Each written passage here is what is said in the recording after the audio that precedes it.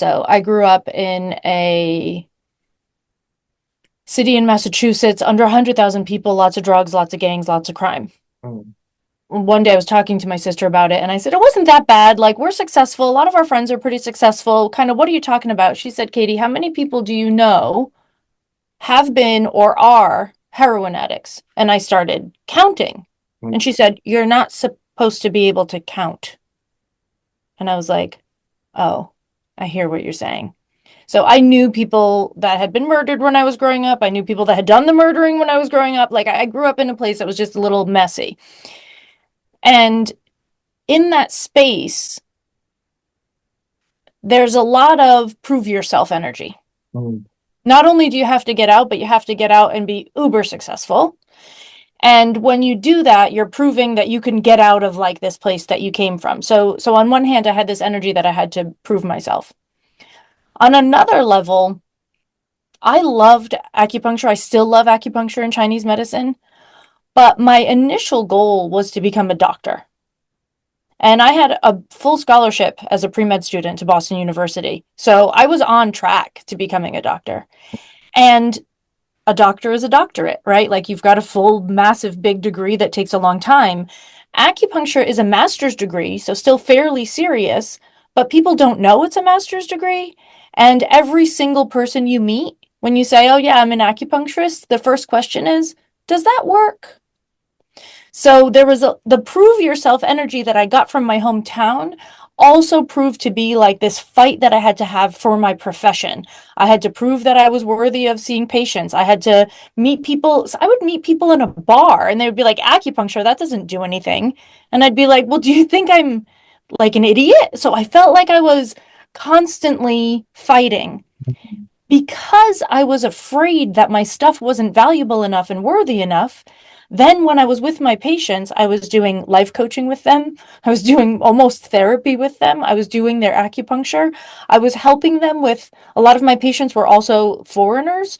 So I was helping them like find their banks and their doctors and I was like a personal assistant. I was doing 18 jobs and getting paid for one, Mm. all because of fear of not being good enough. So underneath all of it, there was this constant push for more from myself because of an underlying nonstop fear that I wasn't worthy of any of it. Yeah, that's understandable of how that could be exhausting. And, always having to prove yourself and worrying about what other people are thinking and, not feeling that you're never good enough. Yeah.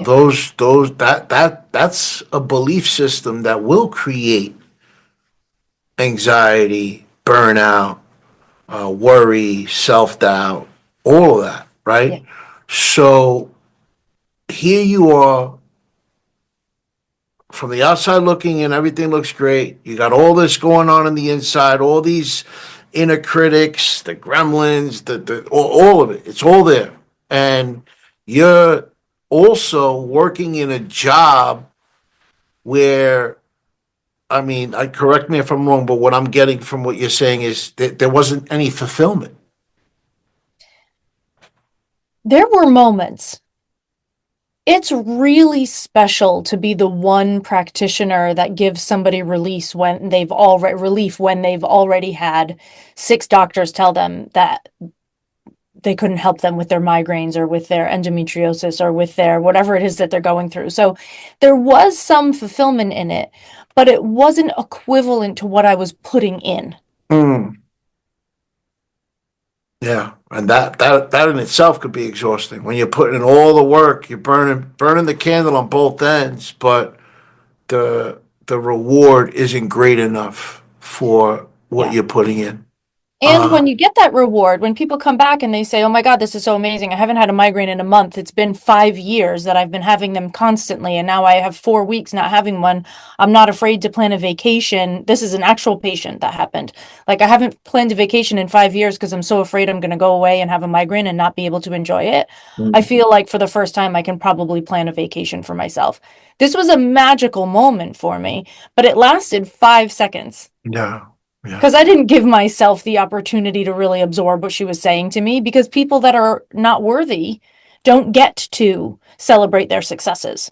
Mm, So that's I right. had those moments, right? Like I had little tiny like ding, like, oh my God, that's a good thing. And then I was like, well, it's not just me, it's acupuncture, the patient heals themselves, but I didn't give myself a moment to absorb the impact of what I was providing people.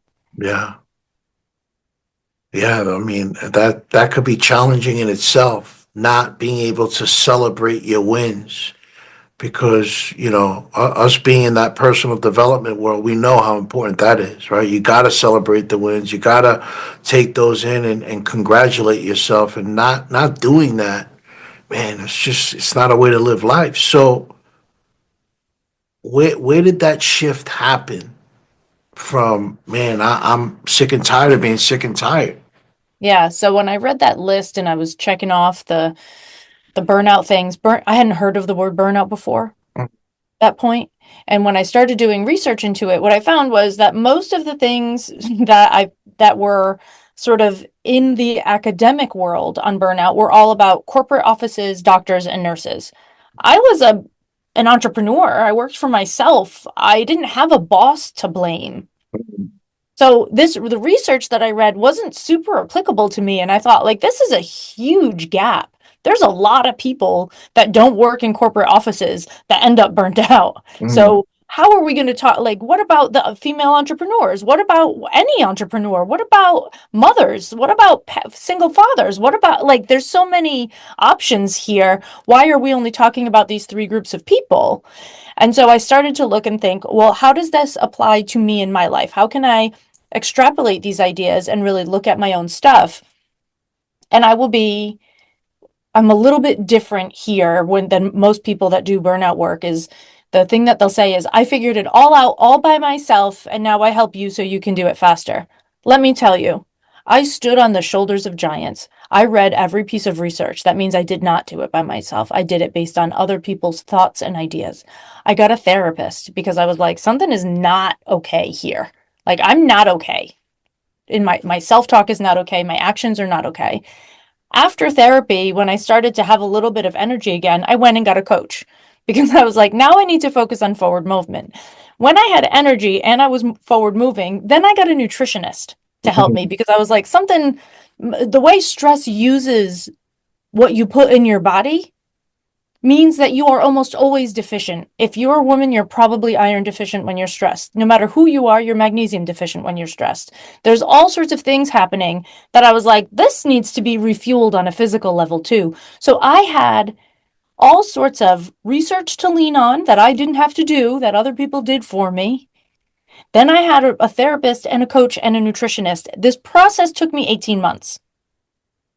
Took me a long time to crawl through it, but every single step of the way, I was learning more and more about myself. The biggest lesson and the most important thing that people never want to do when I tell them to do it is, I found out that I was really, really resentful of doing so much and not feeling like I was getting enough in return, of taking care of everybody all the time around me and feeling like people weren't doing the same for me, of overgiving and overgiving and overgiving and overgiving and still being underfueled for my life. Resentment, resentment, resentment, resentment.